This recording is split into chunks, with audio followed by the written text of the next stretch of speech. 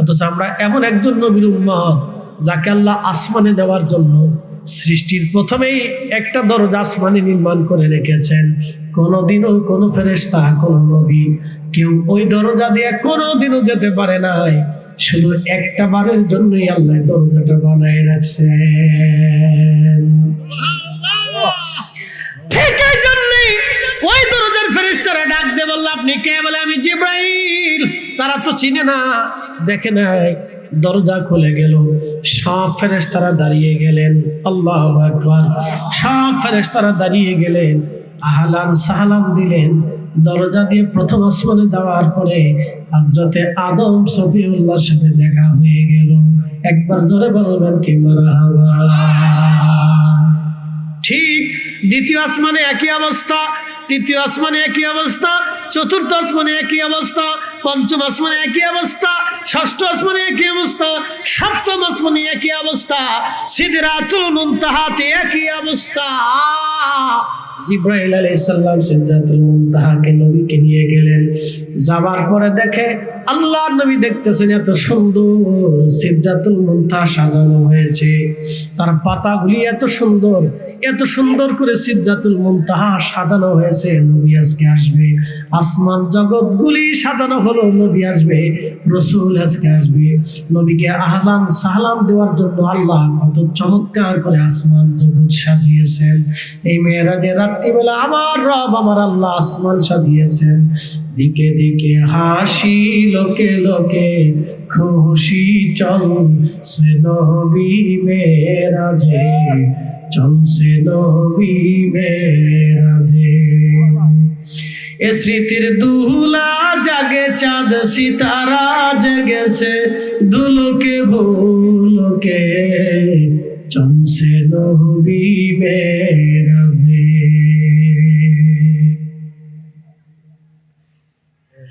এ হবিগঞ্জবাসী, সময় আমার খুব লম্বার বাড়াবো না। আল্লাহ নবীজিকে জিবরাইল এইখানে বললেন, ইয়া রাসূলুল্লাহ, আমি আর আগে যেতে পারবো না, আপনি এখান থেকে একা যাবেন।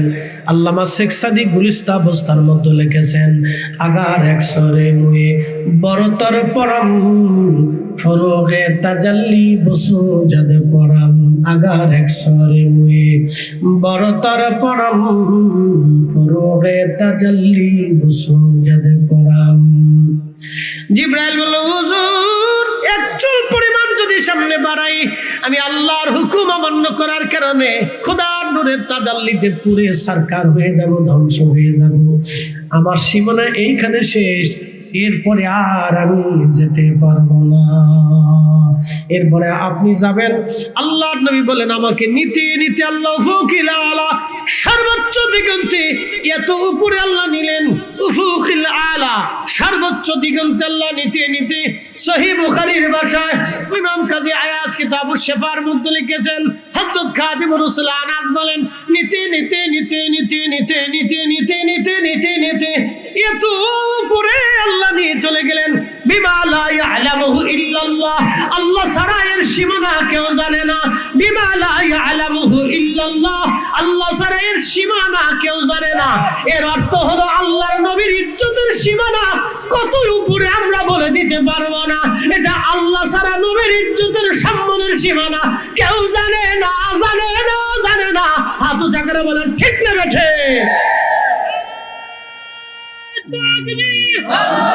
أسرى بعبده ليلا من المسجد الحرام إلى المسجد الأقصى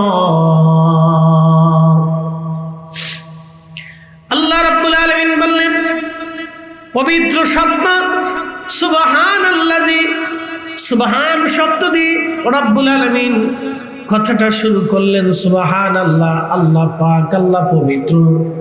আল্লাহ রাব্বুল আলামিন বললেন, আমি আল্লাহ তাকে, সেই নবীকে, বিআবদিহি, আমার বান্দাকে। আব্দুল শব্দ আমাদের ক্ষেত্রে একরকম, আমার রাসূলের ক্ষেত্রে আর এক রকম হবে। আমরা আল্লাহর বান্দা, রাসূল করিম আল্লাহর বান্দা, কিন্তু আমাদের ব্যাপারে ভিন্ন রকম হবে, আমার রাসূলের ব্যাপারে ভিন্ন রকম হবে। খুব মনোযোগ দিয়ে কথা শুনবেন। এখানে বাংলাদেশের বহু মুফাসসিরিন কিরামের পদস্খলন হয়ে যায়, তারা ভুল ভাল যায়, তারা ঈমান আকীদা বিনষ্ট করে ফেলায়, বলে রসুল বান্দা আমরাও বান্দা, মিয়া রসুল বান্দা আমরাও বান্দা, একরকম না। রসুল আল্লাহর বান্দা, কিন্তু তিনি হাবিবুল্লাহ, তিনি রসুল্লাহ, তিনি রহমাতুল লিল আলামিন, তিনি শাফিউল মুজনিবিন, তিনি মাকামে মাহমুদ ওয়ালা, তিনি হাউজে কাউসার ওয়ালা, তিনি মেরাজ ওয়ালা। কি কথা বল না কেন? তিনি মেরাজ ওয়ালা, তিনি কাউসার ওয়ালা, তিনি মাকামে মাহমুদ ওয়ালা, তিনি কোরআন ওয়ালা, তিনি শরীয়ত ওয়ালা, তিনি জান্নাত ওয়ালা, তিনি মাহমুদ ওয়ালা, তিনি হাবিবুল্লাহ, তিনি রাহমাতুল লিল আলামিন, তিনি শাফিউল মুজনিবিন, তিনি রাসূলুল্লাহ। অতএব রাসূল করিম আল্লাহর বান্দা, আমরাও আল্লাহর বান্দা। একরকম হবে না, আকাশ ভেঙে গেলেও হবে না, জমিন পুড়ে গেলেও হবে না, সাগর শুকায় গেলেও হবে না, ঠিক কি না? কিন্তু আমাদের দেশের কিছু মুফাসসিররা ব্যাখ্যা করতে যায়, এইখানেই পদস্খলন হয়। দেখবেন তারা বিরাট বড় মুফাসসির, বলতে বলতে বলতে বলতে ভুলভাল বলে ফেলে দেয়। বুঝে না, এরা নতুন, দুনিয়াতে নতুন, বুঝে না। বুঝতে পারছেন? বুঝবে যখন ফেরেশতারা বাটাম চালান দিবে তখন বুঝবে, কিন্তু চালান তারা কি ফিরিতে পারবে না। না, কোনো নবীও আসবে না। একটা কথা মনে রাখবেন, রসুলের ইজ্জত আজমতের বিরুদ্ধে গেলে কোনো রসুল আসবে না তার পক্ষে, কোনো নবী আসবে না তার পক্ষে, কোনো ওলি আসবে না, কোনো আলেম আসবে না, কোনো সাহাবী আসবে না, তো আসবে কে? শয়তান। কি আশ্চর্য, কত ভুল তার জীবনে, যেই ভুলের কোনো সমাধান আর কোনোদিন হবে না। প্রিয় সুদিয়া খোলাবাসী, শাস্তাগঞ্জবাসী, ভালো করে শুনে যাবেন। প্রিয় নবীজি উম্মে হানির ঘরের মধ্যে ঘুমিয়েছেন। ইমাম আল্লামা আব্দুর রহমান জালালউদ্দিন সৈয়দী রাহিমাহুল্লাহ আল কিসাতুল বিসরা এই কিতাবের মধ্যে তিনি লেখেন, হযরত আল্লামা ইমাম কাজী আয়াজ কিতাবুশ শাফার মধ্যে তিনি লেখেন, ভাই আমার নবীজি ঘুমিয়েছেন উম্মে হানির ঘরের মধ্যে। 26 তারিখ দিন যায় রাত। অনেকে বলবে 26 তারিখ দিন যায় রাত্রে নবীর মেরাজ হয়েছে, কোনো প্রমাণ নাই। বুঝবেন, ওর জন্ম সঠিক হয়েছে, ও ওর বাবার গর্ভে জন্ম, মায়ের গর্ভে জন্ম নিয়েছে, এবং সে তার বাবার মাধ্যমে জন্ম নিয়েছে, তারও কোনো প্রমাণ নাই। কথা ঠিক আছে কিনা? সে তার বাবার মাধ্যম দিয়ে মায়ের গর্ভে আসছে, তার কোনো প্রমাণ নাই। অন্য বেটার মাধ্যম দিয়ে আসতে পারে। কি কথা আসতে কইছি না? মুখে দেখি খারাপ কইছি আমি? রসুলের মেরাজ নিয়ে যারা সন্দিহান উম্মতের মধ্যে সৃষ্টি করে, তাহলে বুঝতে হবে ও তার জন্মের ভিতরে সন্দিহান আছে। তারা হলে এই ধরনের ফিতনা কেউ সরাইতে পারে না। এই কথা বল না কেন? হিসাব কিন্তু বরাবর। আমি ডাইরেক্ট কথা বলছি, ইনডাইরেক্ট কোনো আমার কাছে পাবেন না। কথা ক্লিয়ার? প্রিয় উপস্থিতি হাজিরিন, ইমাম সুয়ুতী লিখতেছেন, নবীজি ঘুমিয়ে আছেন। ঠিক জিবরিল আমিন ঘরে ছাদ ফাঁকা করে আসলেন। নবীজি নিজে বলতেছেন, এখন প্রশ্ন করতে পারেন নবী তো ঘুমানো, কিন্তু নবী কিভাবে ঘুমের তথ্যগুলি বলে দিয়ে গেলেন। একটা কথা মনে রাখবেন, আম্মা জানা আয়েশা, সহিহ বুখারী শরীফের কিতাব উস-সওমের ভিতরে এসেছে, আম্মা জানা আয়েশা নবীকে বলেন, ইয়া রাসূলুল্লাহ, আপনি কি বেতরে নামাজ না পড়ে ঘুমান? নবীজি বলেন, হ্যাঁ আয়েশা। আম্মা জানের চিন্তা ছিল যদি বেতের না ঘুমানোর কারণে কাজা হয়ে যায়, কারণ নবীজি বেতের এবং তাহাজ্জুদ নামাজ একসাথে পড়তেন। আল্লাহর নবী কখনো তাহাজ্জুদ ছেড়ে দিতেন না। আমিনাল লাইলি ফাতাহাজ্জাদ বিহি নাফিলাতাল লাক। হুজুর, আপনাকে একটা নামাজ আমি দিয়ে দিলাম, সে নামাজের নাম তাহাজ্জুদ। আপনি নামাজটা পড়েন, আশা অবশ্যই আমি আপনাকে দিয়ে দিব। আইয়াবা আসাকা রাব্বুকা মাকামান মাহমুদা।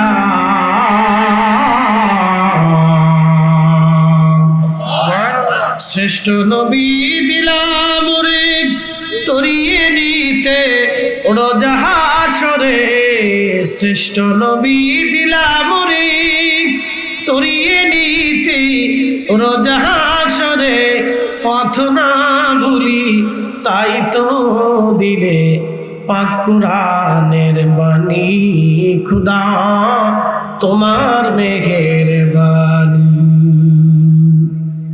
বন্ধুরে শায়েস্তাগঞ্জবাসী, প্রিয় নবীজিকে আল্লাহ বলেন, হুজুর তাহাজ্জুদ একটা নামাজ আপনাকে দিলাম, আপনার জন্য এটা নওয়াফিল অতিরিক্ত, কিন্তু আপনি নামাজ পড়েন, আপনাকে অবশ্যই একটা নিয়ামত দান করব।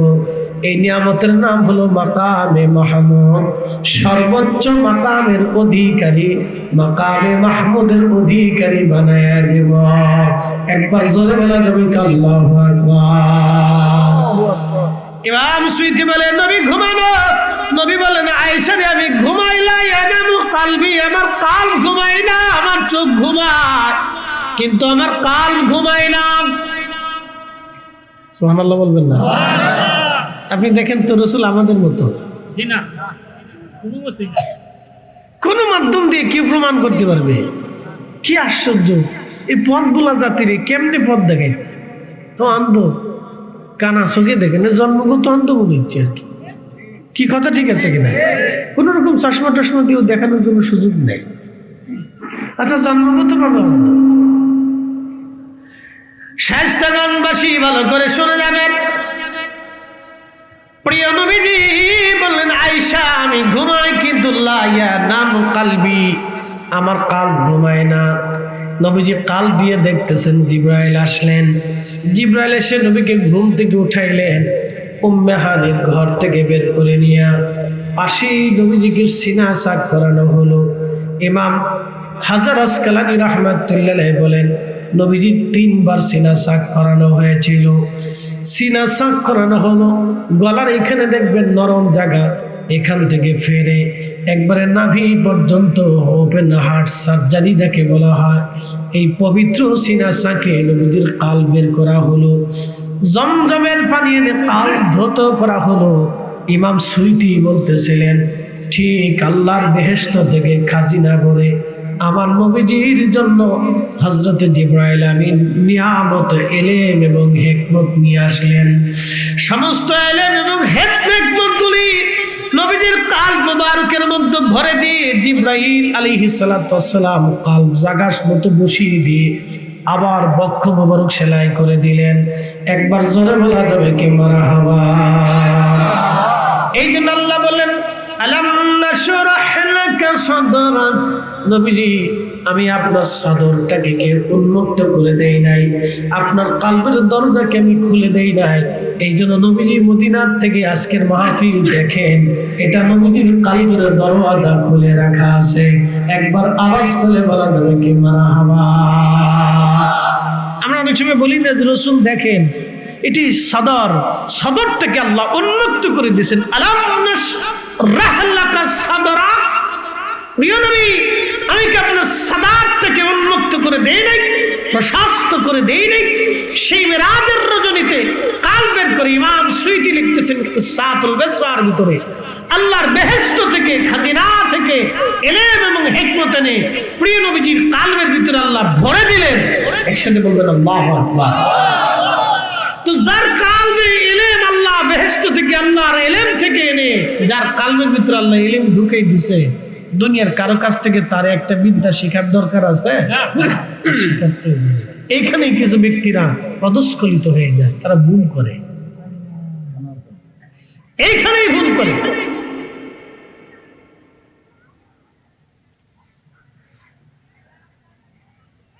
প্রিয় উপস্থিতি হাজিরিন, ভালো করে শুনবেন। প্রিয় নবীজি রহমতের নবীজি তিনি বললেন, আমার সিনা সাক করানোর পরে আল্লাহ পাকের জিবরাইল একটা বাহন নিয়ে আসলেন। বাহনটার নাম হচ্ছে বোরাক। এই বোরাকটা আনার পরে বোরাক, আল্লাহু আকবার, নবীজি বললেন এই বোরাকটা গাধার চাইতে বড়, খচ্চরের চাইতে ছোট একটা প্রাণী।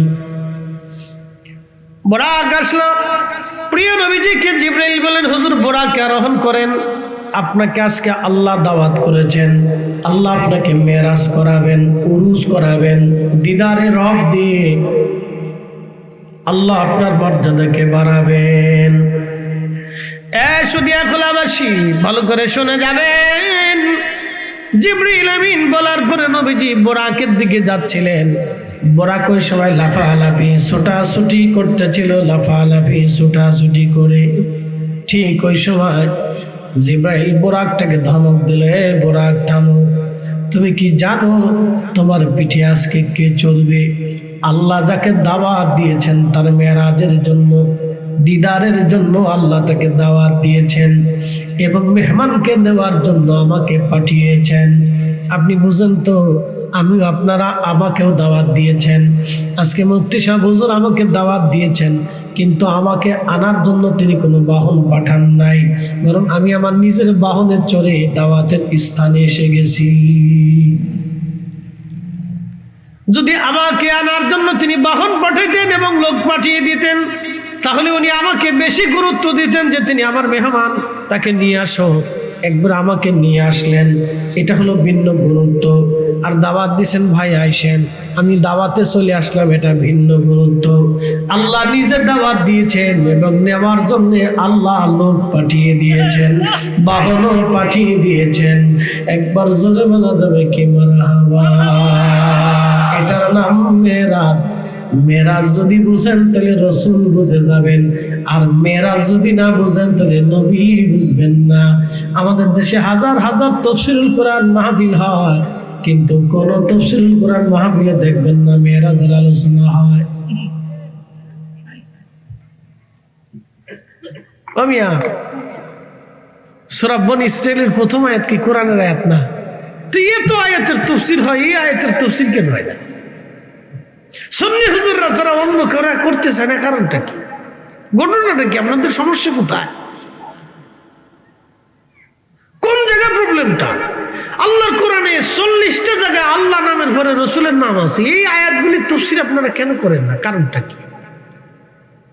সূরা কাহফের তাফসীর করতে চান না, করলে ওলিদের আলোচনা আসবে, এইখানে আপনারা এই আয়াতের তাফসীর কেন করতে চান না?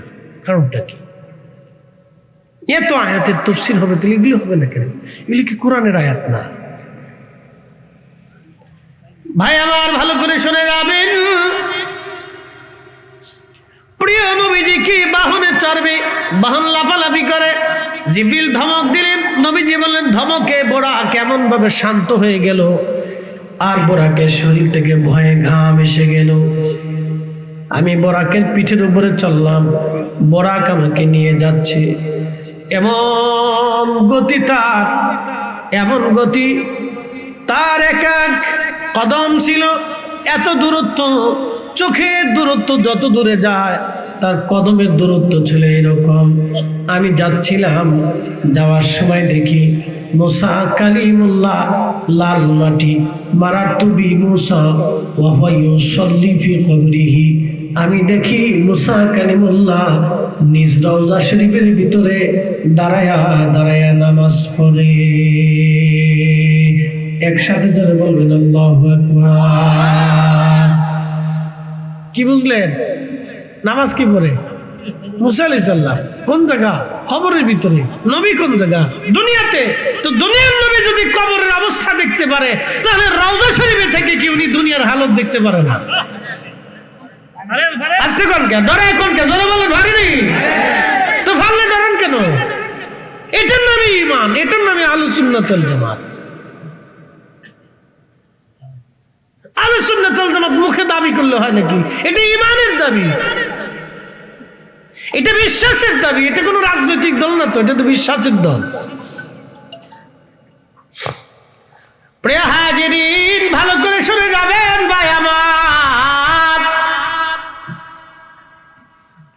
সহিহ মুসলিমে নবী বলেন, আমি দেখলাম মুসা কালিমুল্লাহ নিরার কবরের ভিতরে তিনি দাঁড়ায়া দাঁড়ায়া দাঁড়ায়া দাঁড়ায় নামাজ পড়ে। আমি রওনা দিয়ে চলে গেলাম বাইতুল আকসায়। বাইতুল আকসায় যাওয়ার পরে যেখানে নবীরা যে পাথরের সাথে তাদের ঘোড়া গাদা বাঁধতেন, ওই পাথরের সাথে জিব্রাইল আলাইহিস সালাম বোরাকের রশি বাঁধলেন। সেই পাথর বাইতুল আকসাতে এখনো আছে। বোরাকের রশি বাঁধার পরে আমি ভিতরে ঢুকলাম। ভিতরে ঢুকে দেখি মসজিদের এক কোণাতে তোমাদের মিল্লাতের বাবা ইব্রাহিম আলাইহিস সালাতু ওয়াস সালাম দাঁড়ায় দাঁড়ায় নামাজ পড়ে। তোমাদের ইব্রাহিমকে দেখতে তোমাদের নবীর মতো দেখা যায়। বলে কারণ কি? ইব্রাহিম আলাইহিস সালাম কাবা ঘর গাঁথলেন, আল্লাহকে বললেন আল্লাহ আমারে আখিরি নবীর উম্মত বানাই দেন। আল্লাহ বলেন তা হবে না। তখন ইব্রাহিম খলিলুল্লাহ বলেন আল্লাহ তাহলে আপনার কাছে দরখাস্ত, আমি তো আপনার কাবা বানাইছি আল্লাহ, আমি তো আপনার খলিল, তাহলে আমার একটা দরখাস্ত কবুল করে নেন, আপনি আমার নসলে আমার বংশে আপনি দয়া করে আখরি নবী পাঠাবেন। ওয়াদা ইব্রাহিম খলিলুল্লাহ, ওয়াদা ইব্রাহিম খলিলুল্লাহ, আমি নবী ইব্রাহিমের দোয়া, আমি নবী ইব্রাহিমের দোয়া। এই জন্য আল্লাহর নবী বললেন উম্মত রে, দুরুদের ভিতরে আমার নামের পরে আমার মিল্লাতের বাবা ইব্রাহিমের নাম লাগাও, ওয়া আলা আলে ইব্রাহিম। মারহাবা কোন, ওয়া আলা আলে ইব্রাহিম। ইব্রাহিম দিবা, ইব্রাহিমের আহলের উপরে দিয়ে দাও। যদি নবীজি দুরুদের ভিতরে ইব্রাহিমের নাম লিখে না যেতেন, পৃথিবীর কোন আলেমের কলিজার সাহস ছিল না ইব্রাহিম আলাইহিস সালামের নাম দুরুদের মধ্যে লিখে দেবে। কারণ নবীজির জন্য দোয়া করতেন ইব্রাহিম, আল্লাহ আমার নসলে আখিরি নবী পাঠাবেন। এই জন্য দেখেন মিল্লাতের বাবা ইব্রাহিম, নবী বললেন উম্মত রে, আমি ইব্রাহিমকে দেখলাম, দেখি তোমাদের নবীর মতোই দেখা যায়। আমি ইব্রাহিমের সুরত পেয়েছি, ইব্রাহিম আমার সুরত পেয়েছে। আল্লাহু আকবার। আস্তে কেন, জোরে বলেন, আরো জোরে বলেন। এই জন্য দেখবেন সন্তান চাচার মতো হয়, নলি দাদার মতো হয়, নলি নানার মতো হয়। কিছুটা সুরত আসে, নানার কাটুম কুটুম আসে, নলি দাদার কাটুম কুটুম আসে, নলি চাচারটা আসে, নলি বাবারটা আসে, নলি খালারটা আসে, নানিরটা আসে, নলি দাদিরটা আসে। বংশের কেউ না কেউ, কেউ না কেউ, নালি ঊর্ধ্ব কোনো পুরুষের কারোটা আছে। এক সাহাবী এসে বলেন ইয়া রাসূলুল্লাহ, আমি সুন্দর, আমার বউ সুন্দর, কিন্তু বাচ্চা কালা হচ্ছে, সন্দেহ লাগতেছে। বুঝতে পারছিস? নবীজি ধমক দেন, থামা এ সাহাবী, লাল ঘোড়া সাদা ঘোড়ার বাচ্চা কি লাল সাদা হয়? বলে না ইয়া রাসূলুল্লাহ। ভিন্ন কি হয়? কালো হয়? বলে হ্যাঁ হয়। তো কালো কেন?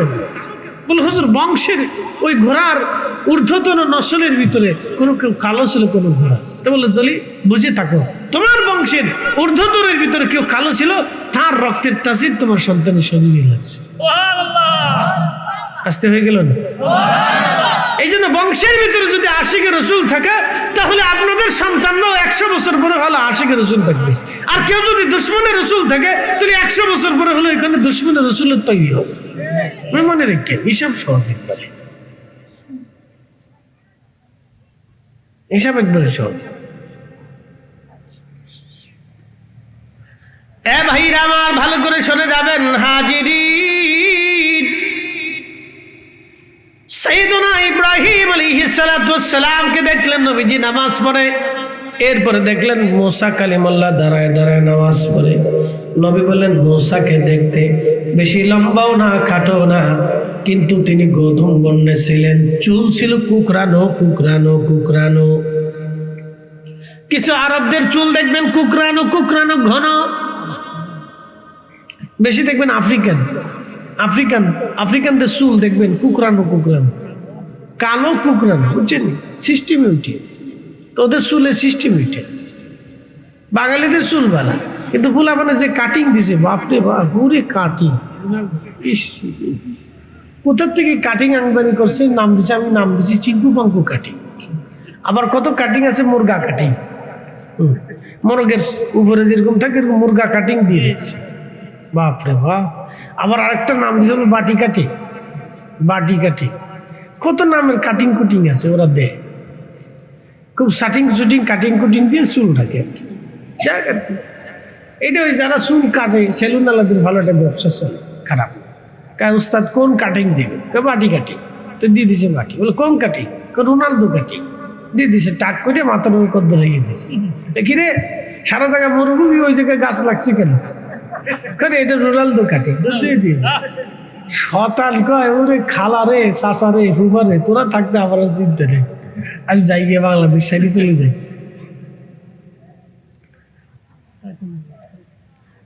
প্রিয় উপস্থিতি হাজিরিন, হযরতে ঈসা রূহুল্লাহ আলাইহিস সালামকে দেখলেন মসজিদের এক কোণায় নামাজ পড়ে। প্রিয় নবী বললেন, ঈসা, চুলগুলি ছিল ঘাড় বাবরি বড় বড়, ঘাড় বাবরি চুল ছিল ঈসা রূহুল্লাহর। চুলগুলি এত সুন্দর, মনে হচ্ছে চুল বেয়ে বেয়ে মুক্তার দানার মতো পানি আসতেছে, এত সুন্দর চুল ঈসা রূহুল্লাহর। কার চুল কেমন, দেখতে কেমন? রাসূল করিম মেরাজের রাত্রে সব বর্ণনা দিচ্ছে উম্মতকে এইভাবে। তার মানে তার মেরাজ কি স্বপ্ন হয়েছিল? কি আসতে করলে জোরে বলেন, স্বপ্নে না বাস্তবে? একসাথে বলেন, স্বপ্নে না বাস্তবে? স্বপ্নে কি সিনা সাকি, বাস্তবে নবীজির সিনা সাকির দাগ ইন্তেকাল পর্যন্ত ছিল। বক্ষ যে সিনা সাক হয়েছিল, দাগটা ইন্তেকাল পর্যন্ত ছিল। আল্লাহু আকবার। শায়েস্তাগঞ্জবাসী ভালো করে শুনে যাবেন হাজিরিন, রহমতের নবীজি বাইতুল আকসাতে প্রবেশ করলেন। বাইতুল আকসাতে প্রবেশ করার পরে সব নবীরা চলে আর ভিতরে প্রবেশ করাইলেন। প্রিয় নবীজি মুসল্লার সামনে দাঁড়ানো, জিবরাইল বললেন একামত শুরু হয়ে গেল। এমন সময় নবীজি বললেন, জিবরাইল আমাকে বললেন, হুজুর আজকে আপনি ইমামের মুসল্লায় দাঁড়ান, আজকে আপনি নামাজ পড়াবেন, সব নবীরা আপনার পিছনে আজ নামাজ পড়বে, আজকে আপনি ইমামুল মুরসালিন। একবার জোরে বলা যাবে কি মারহাবা? আল্লাহু আকবার। জোরে বলেন, আরো জোরে বলেন, আল্লাহু আকবার। শ্রেষ্ঠ নবীর উম্মত আমরা, শ্রেষ্ঠ নবীর উম্মত আমরা, কিন্তু মসজিদে জুতা চুরি করি। শ্রেষ্ঠ নবীর উম্মত আমরা মানুষ খুন করি। শ্রেষ্ঠ নবীর উম্মত আমরা চাঁদাবাজি করি। শ্রেষ্ঠ নবীর উম্মত আমরা রাহাজানি ডাকাতি করি। শ্রেষ্ঠ নবীর উম্মত আমরা চুরি করি। শ্রেষ্ঠ নবীর উম্মত আমরা ধর্ষণ করি। শ্রেষ্ঠ নবীর উম্মত আমরা এতিমের মাল চুরি করে খাই। শ্রেষ্ঠ নবীর উম্মত আমরা কি আফসোস আমাদের, আমরা অন্ধের টাকা চুরি করে খাই, ল্যাংড়ার টাকা চুরি করি, বাবার টাকা চুরি করি, কৃষকের হক নষ্ট করি, দরিদ্রের হক নষ্ট করি, বিধবার হক নষ্ট করি, আপনার মিসকিন ভিখারির হক নষ্ট করি। আমরা রিক্সা বলা, ভ্যান আলাওয়া, ঠেলার গাড়ি বলা, দিন মজুর শ্রমিকের অর্থগুলি নষ্ট করে দেই। শ্রেষ্ঠ নবীর উম্মত আমরা এই আদর্শ যতদিন পর্যন্ত নবীর চরিত্র না নিতে পারবো ততদিন পর্যন্ত আমরা শ্রেষ্ঠ হতে পারবো না। কি কথা কন না কেন? আমি নবী না চিনিলাম, কি যে ভুল করিলাম, নবী না মানিলাম, কি যে ভুল করিলাম, ভস্মে ঢালিলাম ঘি, মানস হইয়া ভবেতে আসিয়া মানুষের করিলাম কি, মানস হইয়া ভবেতে আসিয়া মানুষের করিলাম কি।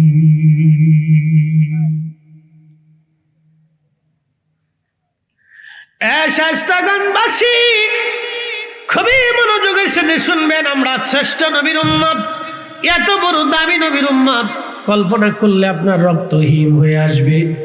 এত বড় দামি সব নবীদেরকে আল্লাহ দাঁড়া করাইলেন, আমার নবীকে জায়নামাজের মুসল্লাতে আল্লাহ দাঁড়া করাইলেন। আল্লাহ আমার নবীজি 2 রাকাত নামাজ পড়াইলেন। একসাথে জোরে বলবেন মারহাবা। তার মানে শরীয়তের দৃষ্টিকোণ থেকে 5 ওয়াক্ত নামাজ মেরাজ থেকে ফিরে আসার সময় আল্লাহ দিলেন। কি কথা ঠিক আছে না? কিন্তু তার আগেই নবী নামাজ পড়ে গেলেন। এর অর্থ হলো নবী আগেই নামাজ সম্পর্কে জানতেন। এই আস্তে কোনকে জোরে বলেন। তার আগে নবী নামাজ সম্পর্কে জানতেন। তার আগে নবীকে আল্লাহ ইমাম বানাইয়া আল্লাহ তার আসমানে নিয়ে গেলেন। এই মেরাজের রাত্রিবেলা আল্লাহ তার রাসূলকে এত সম্মান দিলেন, কোন নবী কোন রাসূলের ভাগ্যে কোনদিন যাহা হয় নাই। আমাদের নবীর সম্মানে আল্লাহ তাই দিলেন।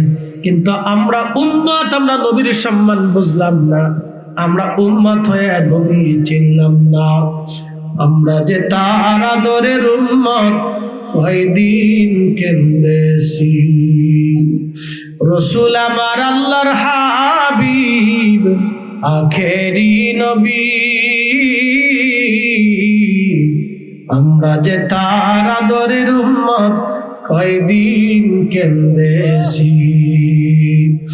আমরা যে তার আদরের উম্মত, উম্মতের করলাম কি। আল্লাহুম্মা সাল্লি আলা সাইয়্যিদিনা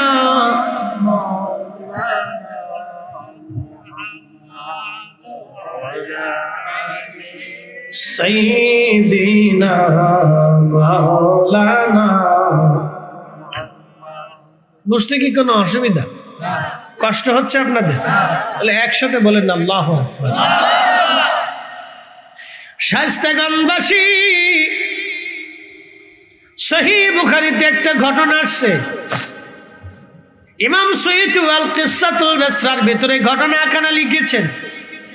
প্রিয় নবীর মেরাজ যে বাস্তব হয়েছে, এই বাস্তবতা নিয়ে লিখেছেন। আমাদের দেশে একদল আছে বুকে হাত বেঁধে নামাজ পড়ে, ওদের ভিতরে একটা গ্রুপ আছে, তারা বলে নবীজির মেরাজ স্বপ্নে হয়েছিল। কি ভাবতেছেন? হ্যাঁ, নবীজির মেরাজ স্বপ্নে হয়েছিল তাদের দাবি। ও মুসলমান, ভালো করে শুনবেন।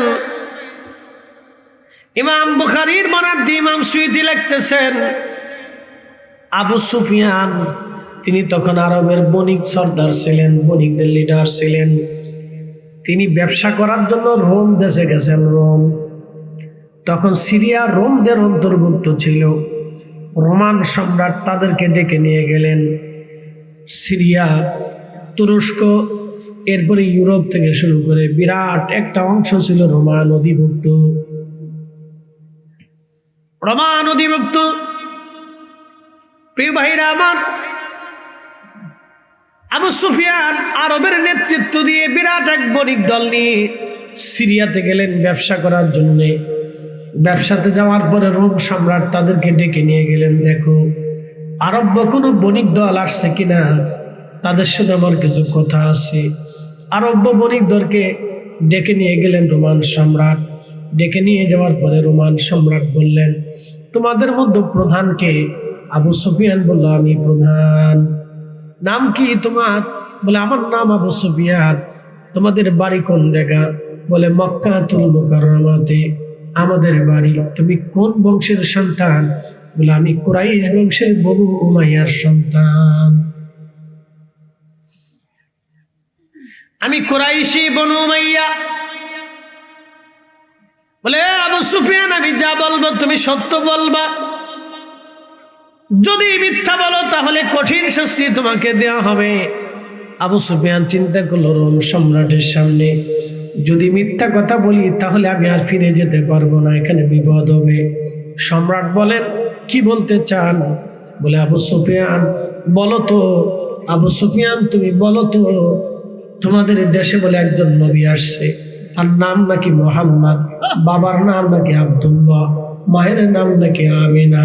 তিনি বলে বনু কুরাইশ বংশের বনু হাশিম, হাশিমি বংশ। বলে হ্যাঁ। আরে আবু সুফিয়ান কথা কি সত্য? বলে হ্যাঁ সত্য। তিনি বলে জীবনে কোনোদিন মিথ্যা বলেন নাই? বলে হ্যাঁ সেটাও সত্য। তার চরিত্র বলে অনেক সুন্দর? বলে হ্যাঁ সেটাও সত্য। তিনার বংশের চাইতে কি শ্রেষ্ঠ বংশ আর কেউ আছে? বলে না, তাও নাই। তাহলে আবু সুফিয়ান বলো, তোমরা আরবরা তাকে মানো না কেন? রোম সম্রাট জিজ্ঞেস করলো, এই আবু সুফিয়ান, তাহলে তোমরা আরবরা তাকে কেন মানো না? আবু সুফিয়ান ডাক চিন্তা করলো, এখন একটা সুযোগ আছে, এখন একটা সুযোগ। বলে সম্রাট, আমরা তাকে মানি না, একটা কারণে মানি না। বলে কি কারণ? আগে সে সুন্দর ছিল, চমৎকার সুন্দর চরিত্রের অধিকারী ছিল, কিন্তু এখন পাগল হয়ে গেছে। একসাথে বলবেন নাউজুবিল্লাহ। বলে পাগল কেমনে? বলো বলো।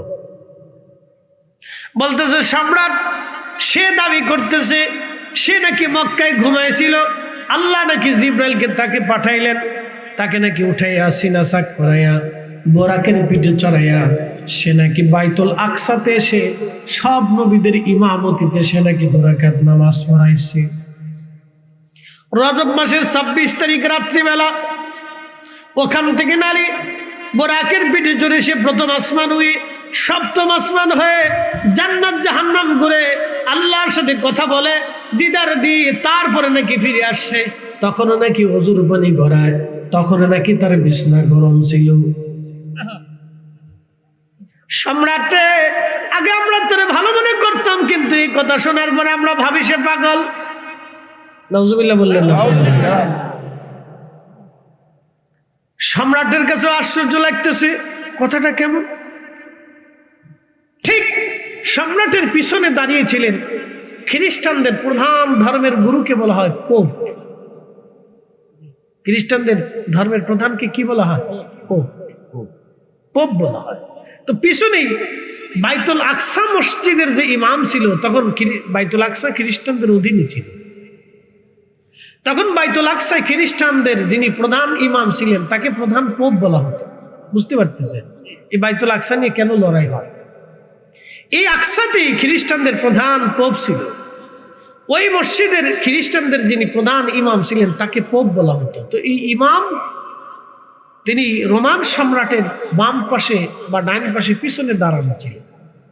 এই কথা শোনার পরে পোপ বলতেছে, সম্রাট এই আরব্য বণিক যদি সত্য কথা বলে থাকে তাহলে আমিও বলতেছি উনি আখিরি। জোরে জোরে জোরে জোরে, না হয় না হয় না, আরো জোরে আরো জোরে, একসাথে বলেন আল্লাহু আকবার।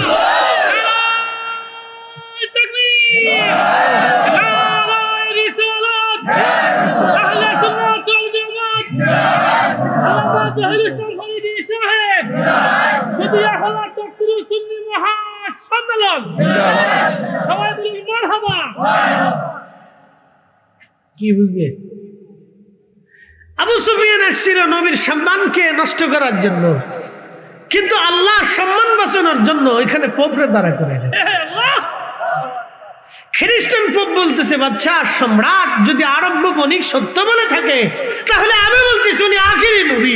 বলে কেমনে বলতেছেন? বলে ওই রাত্রে আমি বাইতুল আকসাতে উপস্থিত ছিলাম। সম্রাট বলে, পোপ তাহলে আপনি বলেন তো বিস্তারিত। পোপ বলতেছিলেন, বাদশাহ সম্রাট ওই রাত্রিবেলা আমি উপস্থিত, কিন্তু একটা ঘটনা বড় আশ্চর্য। বলে কি আশ্চর্য? আমি প্রত্যেক রাত্রিবেলা বাড়িতে আমার খানকায় বা হুজরায় আসার আগে বাইতুল আকসার সমস্ত জানালা দরজাগুলি বন্ধ করতাম। ওই রাত্রিবেলা আমি সমস্ত জানালাগুলি বন্ধ করে দিলাম, সমস্ত দরওয়াজাগুলি বন্ধ করলাম, কিন্তু একটা দরজা বন্ধ করতে পারলাম না। সেটা মেইন সিংহ দরজা, আসল দরজা যেটা, সেটা বন্ধ করতে গেলাম। যাওয়ার পরে দেখি দরজার উপরে যে পাথরের কার্নিশটা অটোমেটিক দরজার সাথে লেগে আছে।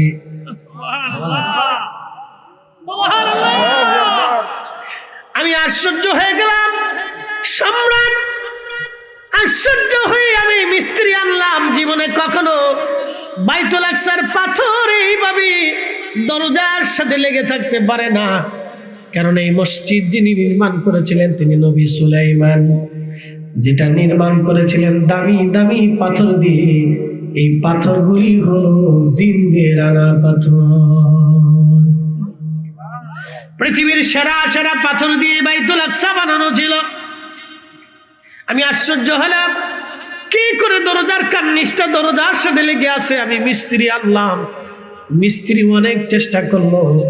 চেষ্টা করার পরে মিস্ত্রি বলল, রাত্রিবেলা আর কাজ করতে পারবো না, যদি দরজা সরাইতে হয় তাহলে এই কার্নিশটা ভেঙে ফেলতে হবে।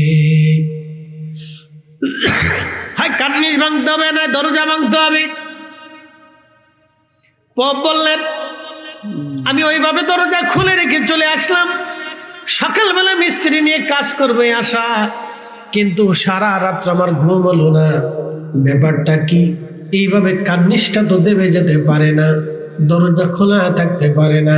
আমি তাওরাত জবুর ইনজিল নিয়ে বসে গেলাম, গবেষণা করতে লাগলাম, খুঁজতে লাগলাম ঘটনার উৎস। যখন খুঁজতে গেলাম, খুঁজতে খুঁজতে খুঁজতে খুঁজতে সকাল হয়ে গেল। সারা রাত আমি খুঁজতে খুঁজতে পেয়ে গেলাম আজকের সেই রাত, যেই রাত্রিবেলা আখিরি নবী সমস্ত নবীদের ইমামতিতে এই বাইতুল আকসাতে তার আজকে না মেরাজ হবে। সব নবীরা আসবে ওই নবীর নেতৃত্বে, ইমামতিতে সব নবীরা ওনার পিছনে নামাজ পড়বে। সেই রজনীটা হবে, এই নিদর্শন বলি হবে। বাইতুল আকসার দরজা সেই দিন কান্নিসে লেগে থাকবে। এই তথ্য যখন আমি পেলাম, আমি দৌড়াইয়া বাইতুল আকসায় চলে গেলাম। যাওয়ার পরে দেখি কার্নিশের জায়গায় আগের জায়গায় আছে, দরজা আগের জায়গায় আছে। মনে হচ্ছে কখনো কার্নিশ দরজার সাথে লাগে না। চিৎকার মেরে জোরে বলেন আল্লাহু আকবার, আরো জোরে বলেন আল্লাহু আকবার। আমরা সেই নবীর উম্মত, শ্রেষ্ঠ নবীর উম্মত, শ্রেষ্ঠ নবীর উম্মত। কাজী নজরুল কত চমৎকার লিখেছিলেন, ধুলির ধরা বেহেশত আজ, ধুলির ধরা বেহেশত আজ, জয় করিল দিল রে লাজ। আজকে খুশির ঢল নেমেছে ধূসর সাহারায়, সাগর আকাশ বাতাস দেখবি যদি আয়। ত্রিভুবনের প্রিয় মুহাম্মদ, ত্রিভুবনের প্রিয় মুহাম্মদ এলো রে দুনিয়ায়, সাগর আকাশ বাতাস দেখবি যদি। কি বুঝতেছেন আপনি? পপ ডাক দে বলে, সম্রাট ঠিকই, আরব্য বণিক যদি সত্য বলে থাকে তাহলে আমার আর বোঝার বাকি নেই। উনি আখিরি নবী, উনি সেই নবী যার মেরাজ ওই রজনীতে হয়েছে, উনি মিথ্যা বলে নাই।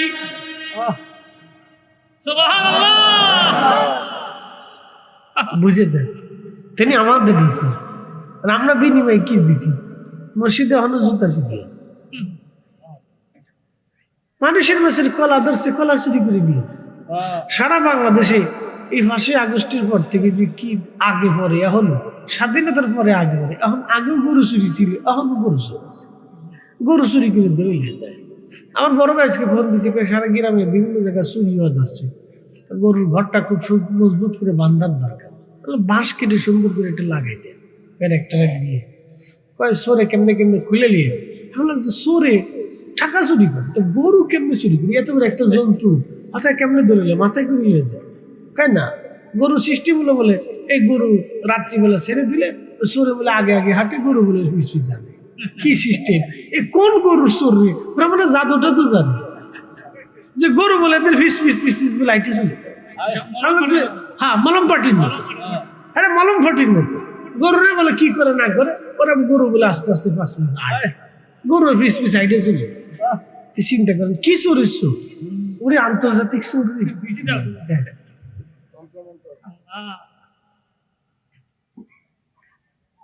গরু চুরির সিস্টেম খুব সুন্দর এবং খুব সহজ, কোনো কঠিন কোনো কাজ নেই। আমরা ডলে গেছে, দাদার ডলে গেছে, দাদার ডলে গেছে 1.5 লাখ টাকার গরু, 1200 চলে গেছে। কি চুরের চুরি, বাপরে বাপ।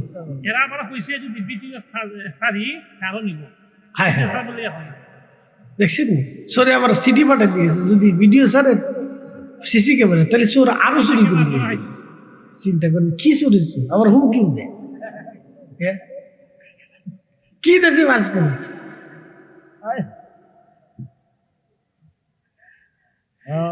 ভাইরা আমার,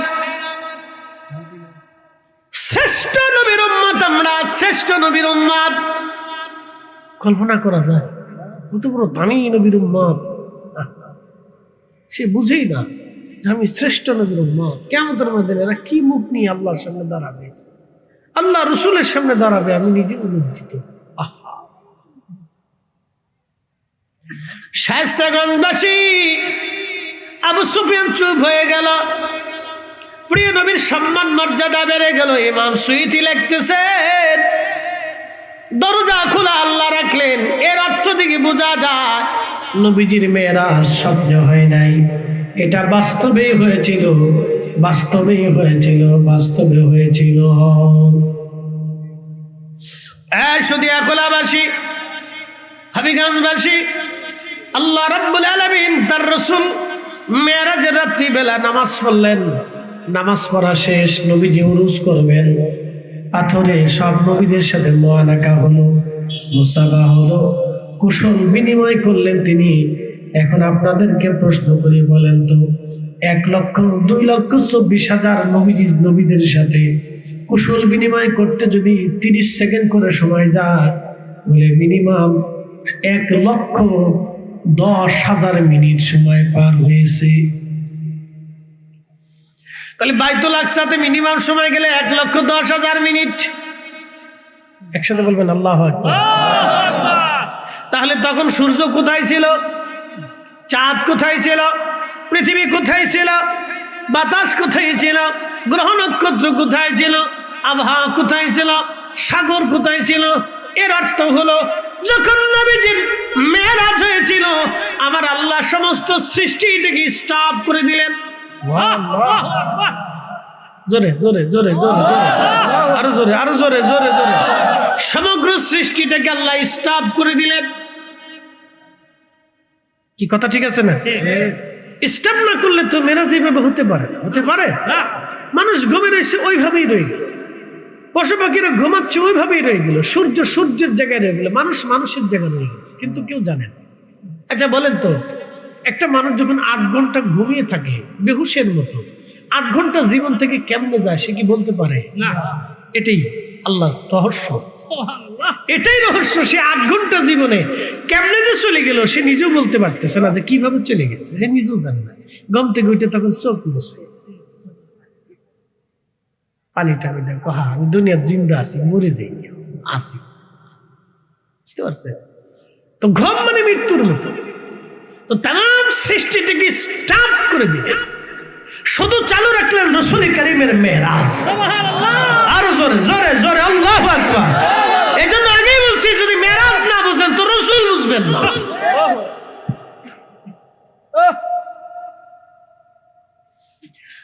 হবিগঞ্জবাসী মনোযোগের সাথে শুনে যাবেন। আজ প্রিয় নবীজি উরুজ করবেন, রওনা দিবেন, একটা পাথর নবীজিকে সালাম দিল, আসসালাতু ওয়াসসালামু আলাইকা ইয়া রাসূলুল্লাহ। পাথর নবীজিকে সালাম দিল, নবীজি পাথরের জবাব দিলেন, পাথরে কি চাওয়াস? পাথর ডাক দিয়ে বলেন, ইয়া রাসূলুল্লাহ, আপনার অপেক্ষায় দাঁড়ানো, আমার পিঠের উপরে কদম রেখে বুরাকে চড়বেন। আমি তাওরাতে জবুরে ইনজিলে শুনছি আপনি এখানে আসবেন, আপনার দিদারের আশায় আমি পাথর দাঁড়িয়ে আছি।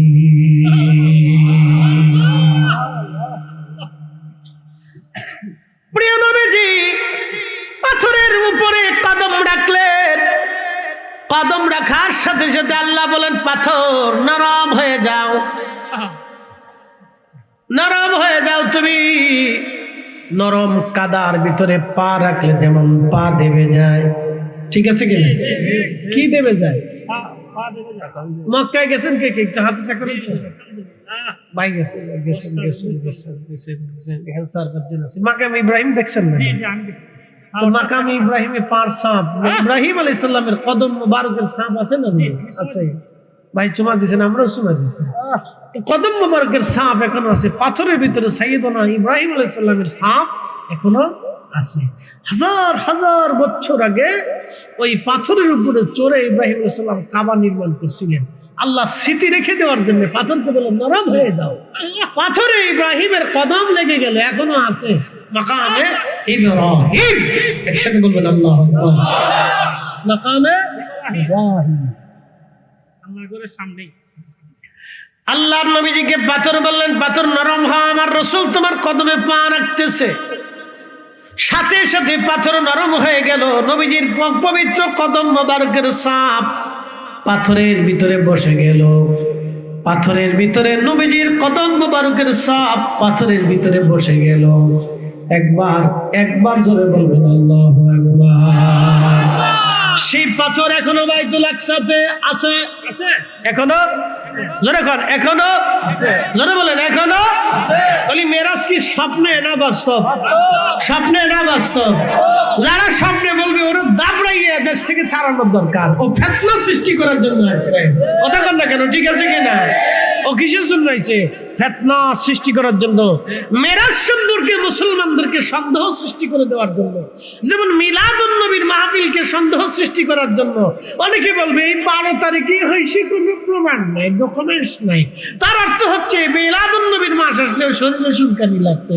ওই মিলাদুন নবীকে সন্দেহ সৃষ্টি করে দেওয়ার জন্য, উম্মতকে বিভাজন তৈরি করে দেওয়ার জন্য এই কিছু কিছু কথা ওরা সমাজে রাষ্ট্রে ছড়ায় দেয়, যাতে মানুষের মুখে মুখে ছড়িয়ে যায় সন্দেহ সৃষ্টি করার জন্য। বুঝতে পারছেন নি আপনারা? এই জন্য কোনো কিছু জানারা বোঝার আগে বাস্তবতার নিরিখে আগে বুঝতে হবে।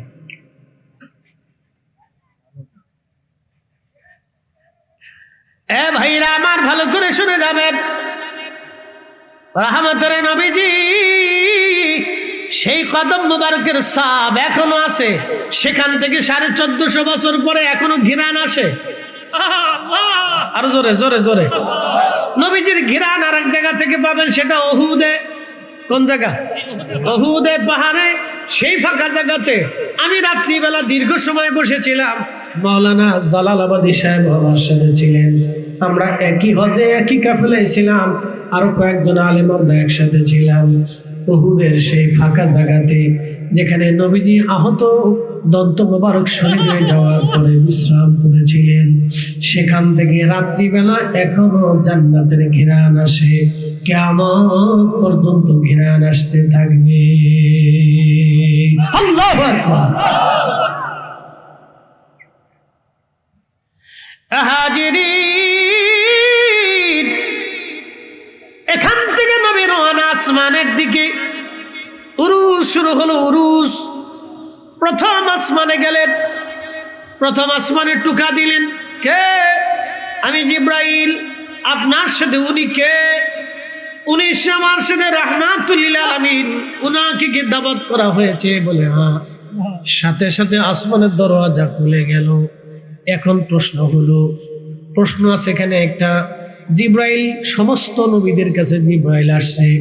যদি একবারও করে জিব্রাইল নবীদের কাছে ওহী নিয়ে আসে, তাহলে 2,24,000 বার জিব্রাইল আমিন আল্লাহর আসমান থেকে সিদরাতুল মুনতাহা থেকে ওহী নিয়ে জিব্রাইল আলাইহিস সালাতু ওয়াস সালাম দুনিয়াতে আসছেন। তাহলে ওই রাত্রিবেলা ফেরেশতারা জিব্রাইলকে চিনল না কেমনে? জি, বুঝতে পারছেন নি? জিব্রাইল তো 1,24,000 বার দুনিয়াতে আসছে। মতান্তরে মোল্লা আলী কারি মাক্কি রাহিমাহুল্লাহর কিতাব, দুঃখিত, শারহে ফিকুল আকবরের ভাষায় 2,24,000 নবী রাসূলের কাছে যদি একবার করেও আসে, তাহলে অন্তত মিনিমাম হলো 2,24,000 বার জিব্রাইল দুনিয়া থেকে, আসমান থেকে, সিদরাতুল মুনতাহা থেকে দুনিয়াতে আসা যাওয়া করলেন। তাহলে এতবার গেলেন আসলেন, তো জান্নাত আসমানের দরজার ফেরেশতারা জিব্রাইলকে চিনে না কারণ কি? জিজ্ঞেস করা লাগে, আপনি কে? বলে আমি জিব্রাইল। আপনার সাথে উনি কে? বলে রাহমাতুল লিল আলামিন। কারণটা কি? শুনে যান। এর উত্তর দিয়েছেন আল্লামা ইমাম কাসতালানি আল মাওয়াহিবুল লাদুনিয়াতে, আল্লামা ইমাম জুরকানি শারহে জুরকানির ভিতরে। এ মুসলমানেরা ভালো করে শুনবেন। ইমাম আহমদ কাসতালানি রাহিমাহুল্লাহ লেখেন, নবীজিকে আল্লাহ যে দরজা দিয়ে আসমানে নিয়েছিলেন, কোনোদিন কখনো কেউ ওই দরজা দিয়ে একবারের জন্য আসেও নাই, যায়ও নাই। শুধু ওই আসমানের দরজাটা আল্লাহ নির্মাণ করেছিলেন আমার রাসূলের জন্য, মেরাজের জন্য বরাদ্দ ছিল। আসতে হলো কেন? আমরা এমন এক নবীর উম্মত, মুসলমান বাঙালি, আমরা নবী রাসূলকে চিনলাম না, কিন্তু দুঃখের বিষয় আমরা ধোঁকাবাজি করি। এই উম্মত আমরা শিশুদের খাবারে বিষ মিশাই, আমরা কলার ভিতরে ফরমালিন মিশাই, চালের ভিতরে ভেজাল দিই, ডালি ভেজাল দিই, তেলে ভেজাল দিই, ওষুধে ভেজাল দিই, বিষের ভিতরেও ভেজাল। বিষ খাইলেও মানুষ মরে না। কি কথা ঠিক আছে কিনা? কিসের ভিতরে আই হায় চিন্তা করেন। এই উম্মত এই অবস্থা যদি হয় তাহলে আপনি কোথায় যাবেন? ভাবলে আপনার গা শিরে উঠবে। অথচ আমরা এমন একজন নবীর উম্মত যাকে আল্লাহ আসমানে দেওয়ার জন্য সৃষ্টির প্রথমেই একটা দরজা আসমানে নির্মাণ করে রেখেছেন। কোনোদিনও কোনো ফেরেশতা, কোনো নবী কেউ ওই দরজা দিয়ে কোনোদিনও যেতে পারে নাই। শুধু একটা বারের জন্যই আল্লাহ দরজাটা বানায় রাখছেন। ঠিক এই জন্যই ওই দরজার ফেরেশতারা ডাক দিয়ে বলল, আপনি কে? বলে, আমি জিবরাইল। তারা তো চিনে না, দেখে নাই। দরজা খুলে গেল, সব ফেরেশতারা দাঁড়িয়ে গেলেন। আল্লাহু আকবার। সব ফেরেশতারা দাঁড়িয়ে গেলেন, আহলান সাহলান দিলেন। দরজা দিয়ে প্রথম আসমানে যাওয়ার পরে হযরতে আদম সফিউল্লাহর সাথে দেখা হয়ে গেল। একবার জোরে বলবেন কি মারহাবা।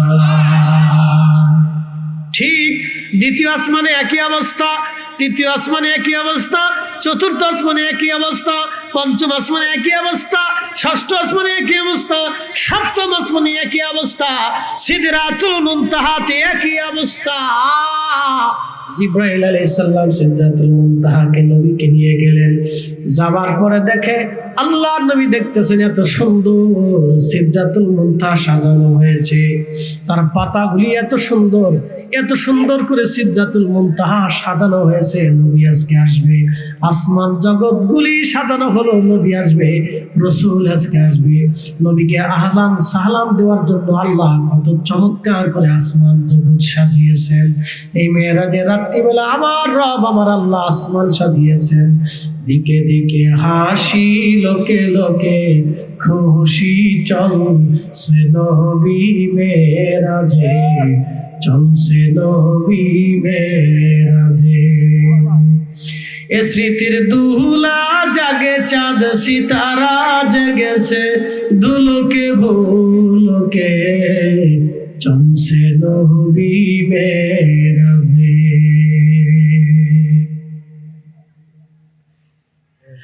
এ হবিগঞ্জবাসী, সময় আমার খুব লম্বার বাড়াবো না। আল্লাহ নবীজিকে জিবরাইল এইখানে বললেন, ইয়া রাসূলুল্লাহ, আমি আর আগে যেতে পারবো না, আপনি এখান থেকে একা যাবেন।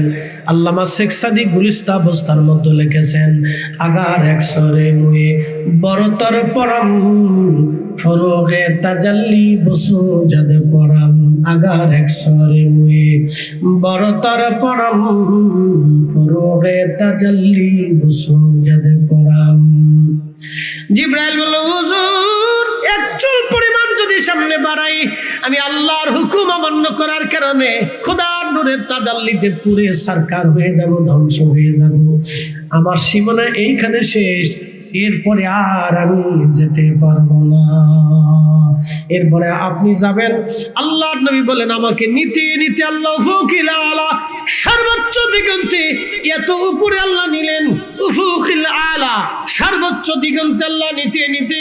সহিহ বুখারীর ভাষায় ইমাম কাজী আয়াজ কিতাবুশ শিফার মধ্যে লিখেছেন, হযরত খাদিমুর রাসূল আনাস বলেন, নিতে নিতে নিতে নিতে নিতে নিতে নিতে নিতে নিতে নিতে এত উপরে আল্লাহ নিয়ে চলে গেলেন। বিমা লা ইয়ালামুহু ইল্লাল্লাহ, আল্লাহ ছাড়া এর সীমানা কেউ জানে না। বিমা লা ইয়ালামুহু ইল্লাল্লাহ, আল্লাহ ছাড়া এর সীমানা কেউ জানে না। এর অর্থ হলো আল্লাহর নবীর ইজ্জতের সীমানা কত উপরে আমরা বলে দিতে পারবো না। এটা আল্লাহ ছাড়া নবীর ইজ্জতের সম্মানের সীমানা কেউ জানে না, জানে না, জানে না। হাত উঁচা করে বলেন, ঠিক না বেঠে?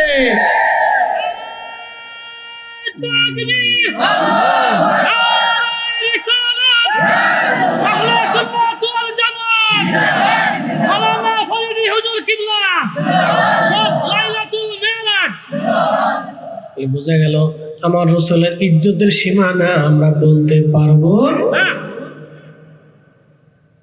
আল্লাহ সেই নবীর উম্মত হয়ে রাসূলের মর্যাদা আমরা যেন আমাদের কাজে কর্মে রাসূলের শানকে যেন আমাদের কাজে যেন নবীজির সম্মান হানি না হয়, আল্লাহ যেন আমরা রে রসুল করিমের মহান সম্মান আর ইজ্জতের সেই মর্যাদা, সেই মহান সম্মানে তাজিম যতটুকু আল্লাহ পাক আমাদেরকে সামর্থ্য দিয়েছেন সেইভাবে যেন আমরা হক আদায় করতে পারি।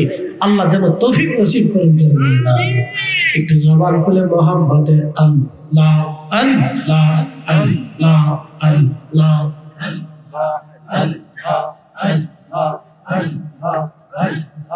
আল্লাহ তোমার লীলা খেলা কেউ বোঝে কেউ বোঝে না আল্লাহ তোমার লীলা খেলা কেউ বোঝে কেউ বোঝে না কাউকে রাখো গাছ তলাতে কাউকে রাখো বালখানায় আল্লাহ কাউকে রাখো গাছ তলাতে কাউকে রাখো বালখানায় আল্লাহ তোমার লীলা খেলা। কারো নসিবে কখনো হয় নাই, কারো নসিবে হবে।